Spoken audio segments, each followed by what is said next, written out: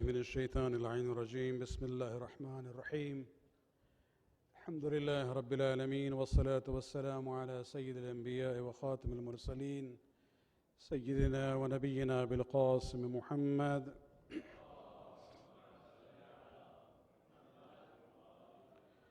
وعلى أهل بيته الطيبين الطاهرين المعصومين واللعنة الدائمة الباقية على أعدائهم من الآن إلى قيام يوم الدين. أما بعد، فقد قال الله سبحانه وتعالى في كتابه الكريم بسم الله الرحمن الرحيم قل أعوذ برب الناس ملك الناس إله الناس من شر الوسواس الخناس الذي يوسوس في صدور الناس من الجنة والناس. صلوات upon the Prophet.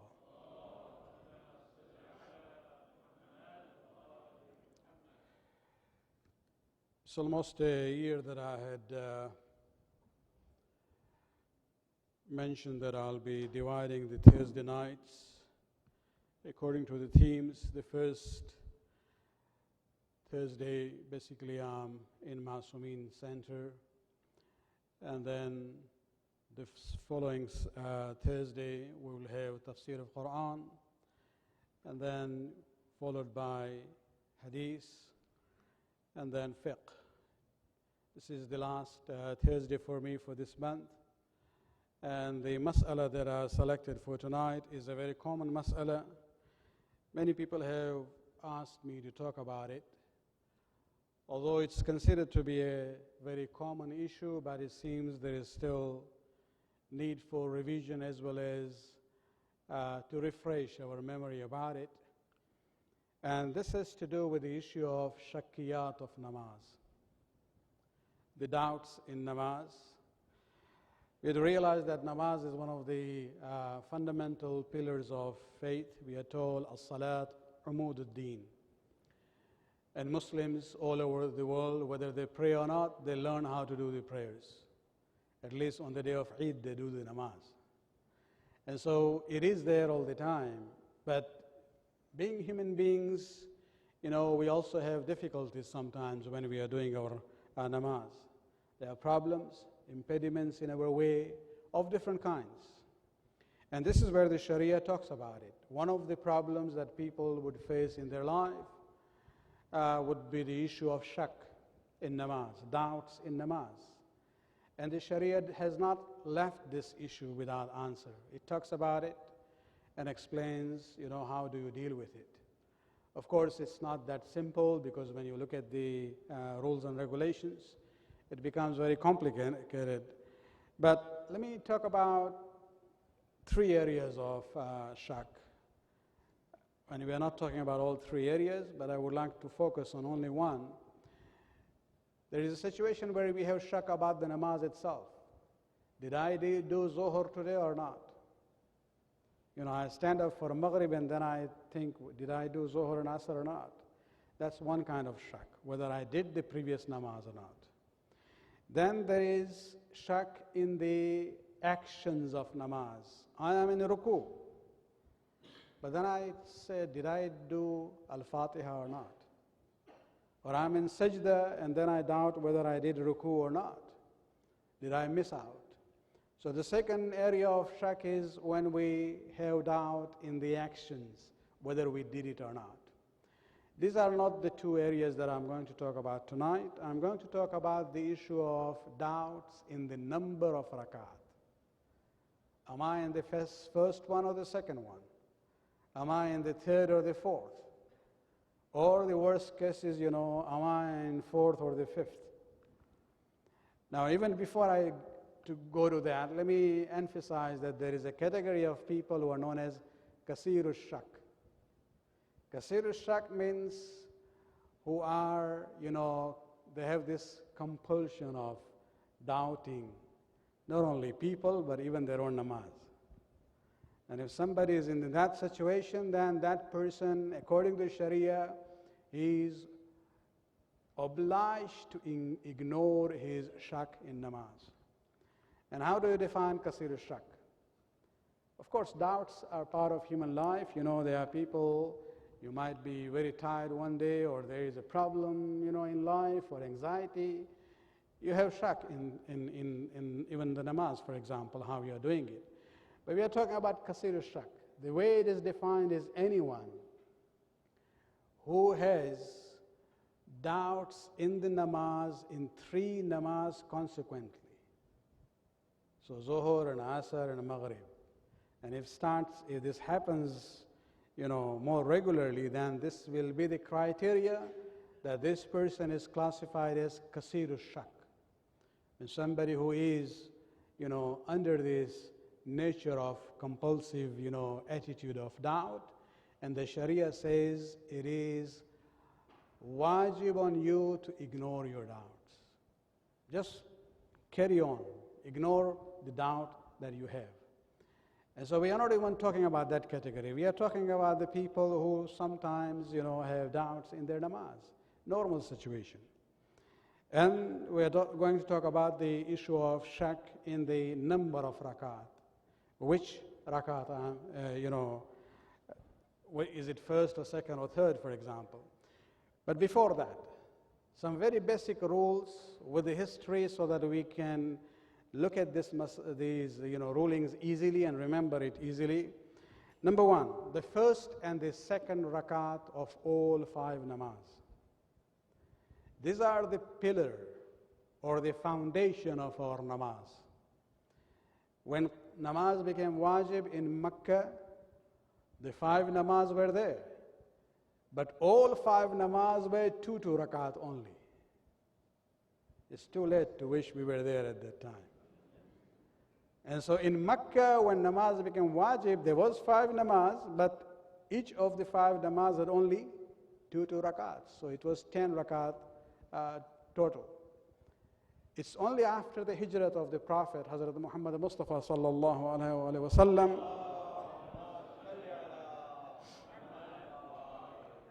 that other raka'at were introduced into this Sharia system by the Prophet himself, of course, from the command of Allah subhanahu wa ta'ala. So now Zuhur, Asr and Maghrib had 2 extra, and Maghrib had 1 more. But you have to keep in mind that those 2 first rakat are basically the essence of namaz. And the emphasis is that you have to be extra careful. I don't think that's the right word here. I don't mean in the 3rd and the 4th rakat you shouldn't be careful.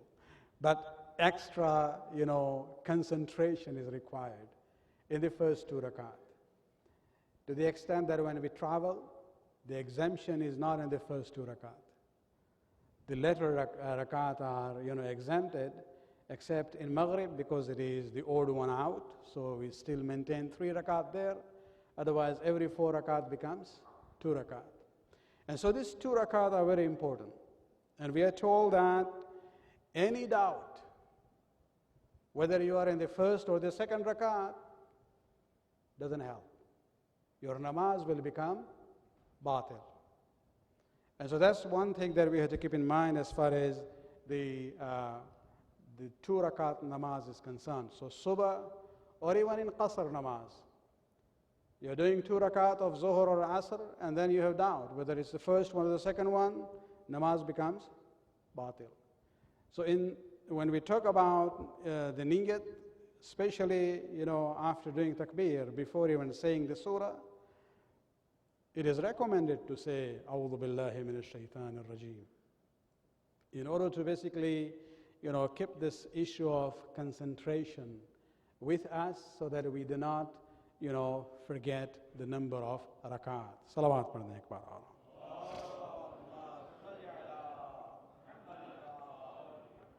So number 1, any unresolved doubt in the number of rakat of a 2 rakat namaz, whether subah or qasr, if you're not able to resolve that doubt, then your namaz becomes batil. You have to start all over again. This also goes for the first and the second rakat of the other namaz, which are not 2 rakat. Maghrib and Zuhur and Asr and Isha. There also, this is very important that if you have any doubts in the first and the second one, whether this is the first or the second, you're not allowed to resolve that. The namaz becomes batil. You have to do the namaz all over again. Now, how do we define the first and the second rakat in, let's say, 3 or 4 rakat namaz. Any doubt before you go into the second sajda of the second rakat, that is the limit. Any doubt before it, whether you are in the first or the second and you are not able to resolve that doubt, your namaz becomes batil. If the doubt comes after you have gone to the second sajda of the second rakat, then you already crossed the boundary of the first 2 rakats. There you still have other ways by which you can salvage your namaz. Salawat on the Akbar.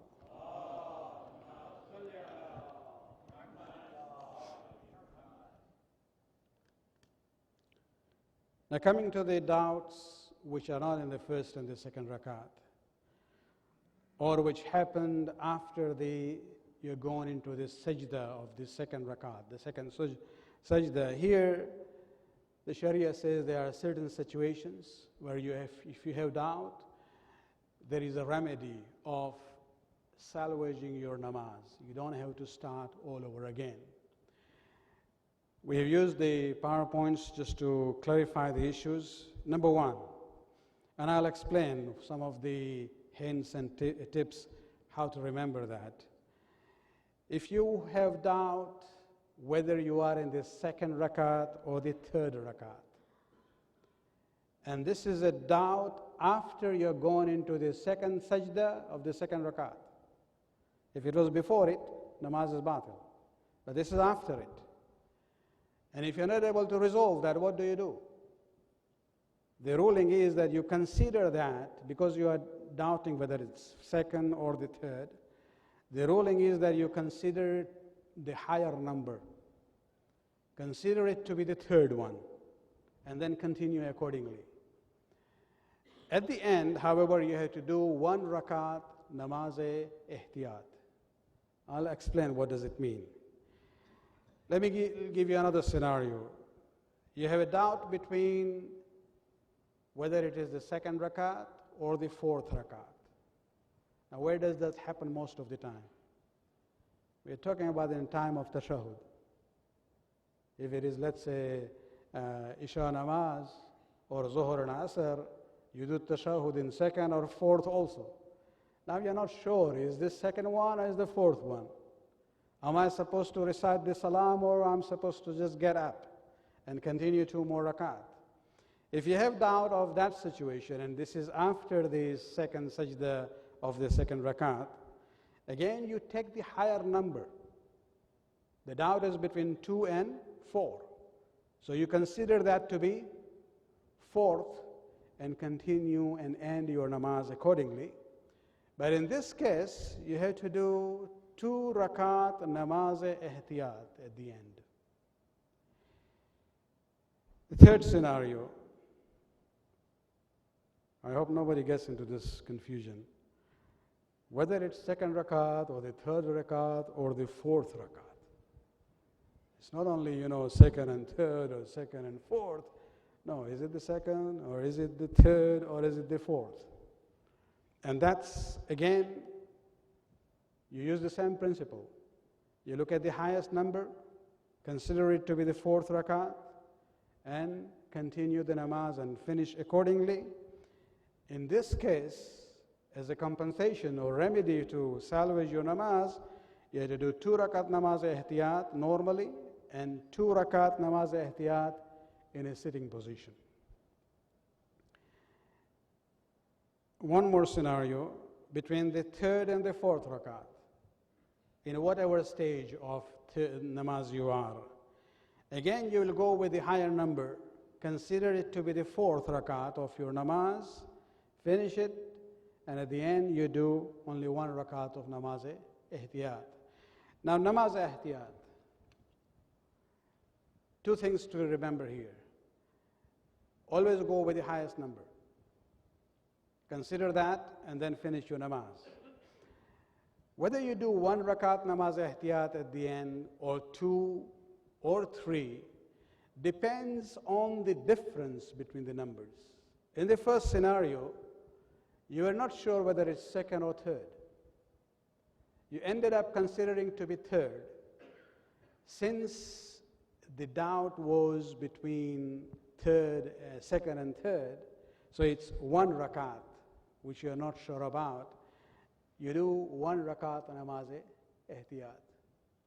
If the difference of the rakat in the doubt was 2 rakat, in the example of 2 or 4, you are in tashahud, you are not sure whether this is the second or the fourth. You are told to consider it to be fourth. So probably you missed 2 rakat there. But this is the remedy being given to you. So as a compensation, you have to do 2 rakat namaz-e-ihtiyat. In case of second and third and fourth doubt, we mentioned 2 rakat namaz-e-ihtiyat and 2 rakat in a sitting position. Any namaz done in a sitting position, 2 rakat is considered as 1. So you have there, the doubt was between second and third and fourth, and so you have kind of a 3, namaz, 3 rakat of namaz-e-ihtiyat. Then we go to a situation where the numbers are now changing. The doubt is whether I'm in the 4th rakat or the 5th rakat. What happens to our principle of going with a higher number? Can we use that principle? No, because there is no namaz of 5 or 6 rakat. So here you cannot go with the issue whether this is the 5th rakat. No. And this is especially after the second sajda. You will consider it to be the 4th rakat. So you're going to a lower number because you can't go to the higher number. And you go to the lower number, continue the namaz, finish it, and then what do? You don't do namaz-e-ihtiyat. Remember, namaz-e-ihtiyat was there to compensate a possible loss of a rakat, 1, 2, or 3. In this case, you have to do sajda sahu. Sajda sahu means 2 sajdas that you do for sahu. Sahu means to forget. So this is a case where basically you might have done something extra by mistake, and therefore here the remedy is not namaz-e-ihtiyat, the remedy is sajda sahu. Salawat pranay akbar.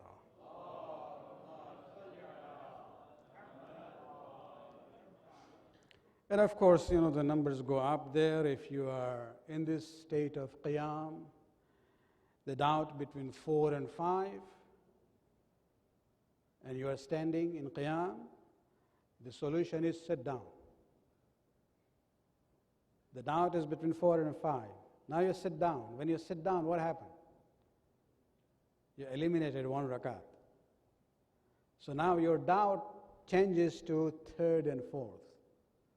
And you go to the old principle there and, work accordingly. If you have doubt between 3 and 5, in qiyam, again you will sit down. And it will change to 2 and 4. And you go to the same remedy that we mentioned earlier. So we have different situations. It's not always easy to remember that. There are certain diagrams where people have prepared. Again, you cannot always remember it.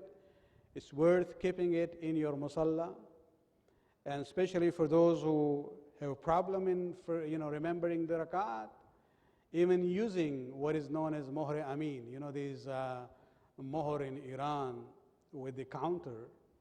There's no problem shar'an from using it. At least if you have doubt, you can look down and see, okay, this is your number of rakat and this is the number of your sajda, and that will help you. Or you can use some other methods,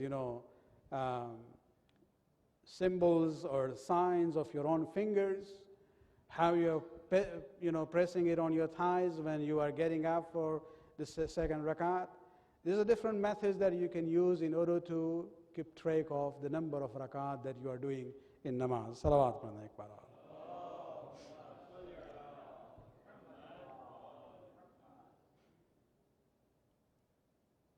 एक बार और सलावत पढ़ दें.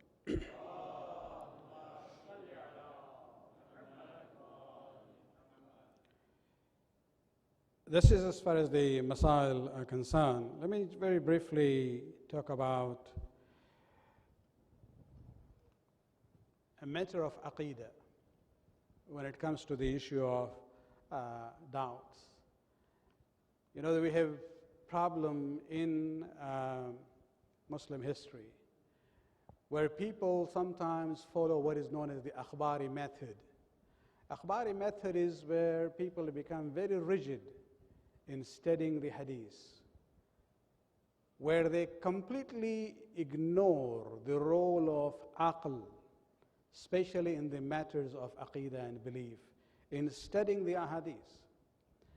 They end up believing in some of the ahadith which might be authentic, khabar wahid, but then you have to look at the content and see that, what is it leading you to? When we talk about this issue of doubts in namaz, there are some ahadith in our books where people like Sheikh Saduq, a very prominent alim, our 12th Imam actually prayed for him. This is the words of his own father, that I send him request through one of the 4 naib, so that I may be blessed with a child. And the response of the Imam came, giving the good news of 2 sons. One of them was Sheikh Saduq. He's a very prominent alim in the Shia history. He's a scholar of hadith. But of course, no alim is masoom. And therefore, we have this tradition of scholarship in the Shia world. It doesn't stop. Every generation, every century, you have scholars who look at the work of those who came earlier. Either they agree with it or they criticize it. Criticizing doesn't mean they consider them to be kafir, na'uzu billah. No. Sheikh Saduq was more, I wouldn't say he was akhbari, but very rigid in looking at the hadith. And just because he found a hadith of khabar wahid where the indication was that the Prophet himself, all these masail about doubts in the Rakaat and what we do in Namaz, there are certain indications that the Prophet himself, forgot. And the Ashab asked him, what happened? Was the Salat shortened today or you forgot? And the Prophet is supposed to have said that, well, I'm just like you. And that's where the problem comes in. He is not like us. Because if you doubt that, then you have to doubt everything else. And this is where you see even people like Sheikh Mufid, the student of Sheikh Saduq, comes in and very harshly criticizes his own teacher on this issue. He says he has just looked at the wordings of the ahadith, he has not used the rational method of analyzing the ahadith. These ahadith go against the rational principles that we have in Shia Islam, that forgetfulness is a defect in a person. And a Nabi and a Rasul and an Imam cannot have naqs and defect of that kind at all. And this is where we have to realize that, when we talk about hadith, we cannot just go with the wordings of the hadith. We have to understand it's not only the sanad, there is something known as dirayat of hadith. The knowledge of understanding hadith and the words of the ma'asumeen. And only then you will be able to reach to the right conclusion. Salawat.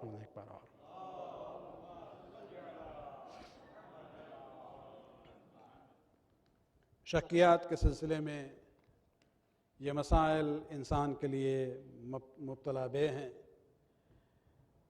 इंसान ज़िंदगी में अपने मुश्किलात की वजह से कभी कभी ज़ईफ़ुल उम्री में हाफिज़ा काम नहीं करता है उतना, तो मुख्तलिफ़ रेमेडीज़ शरीयत ने बताई है इस सिलसिले में, और इसी के बारे में हमने बहुत ही मुख्तसर एक खाका आपके सामने पेश किया है। इंशाअल्लाह कोशिश करेंगे एक डायग्राम के फॉर्मेट में आप लोगों को कम से कम ऑनलाइन मिल सके ताकि आप अपने साथ रखें।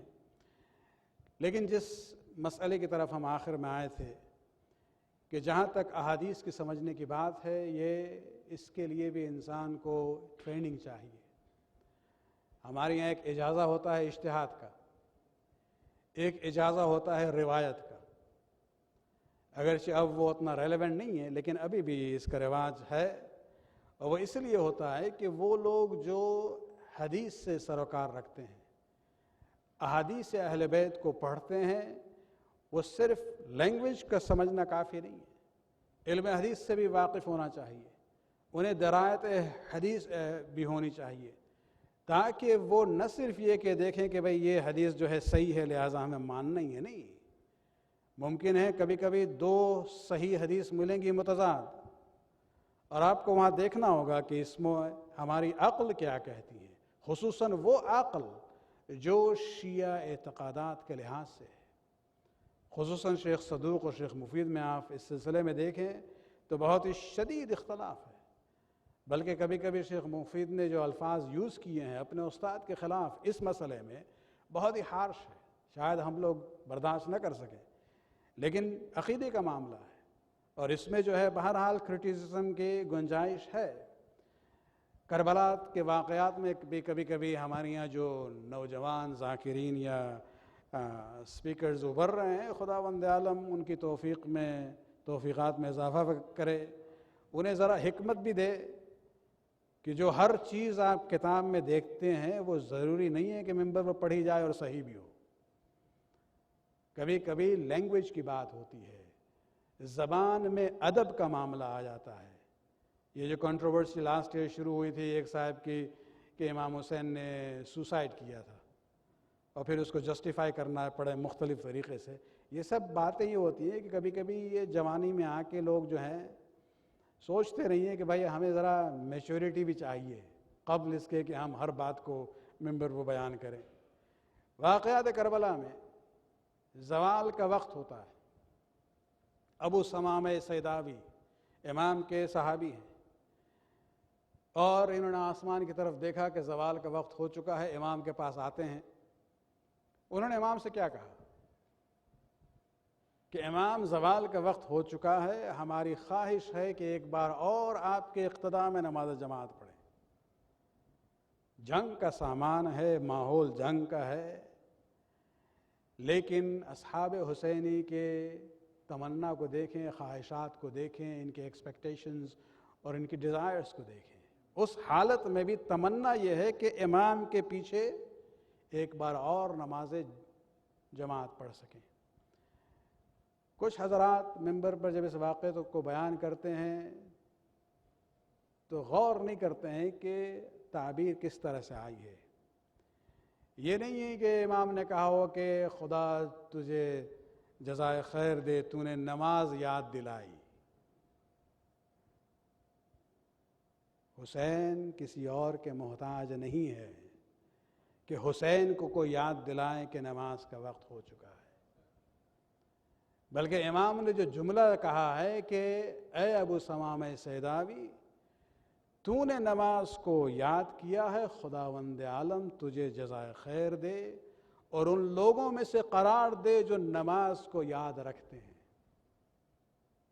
تو کبھی کبھی انسان اپنے زبان سے بھی باتوں کو جب ادا کرتا ہے تو خیال رکھنا چاہیے کہ اس کا کنکلوژن ان ایکسپیکٹڈ رزلٹ کیا ہو سکتا ہے، اور وہاں یہی بات تھی۔ یہ نہیں ہے کہ امام نہیں جانتے تھے، بات تعریف ہو رہی ہے ابو ثمامہ سیداوی کی کہ اتنے ہنگامے میں بھی ان کو نماز کی فکر ہے، نہ صرف نماز کی فکر ہے، وہ نماز جو حسین کے پیچھے پڑھنا چاہ رہے ہیں، اس نماز کی قدر و قیمت کچھ اور ہے۔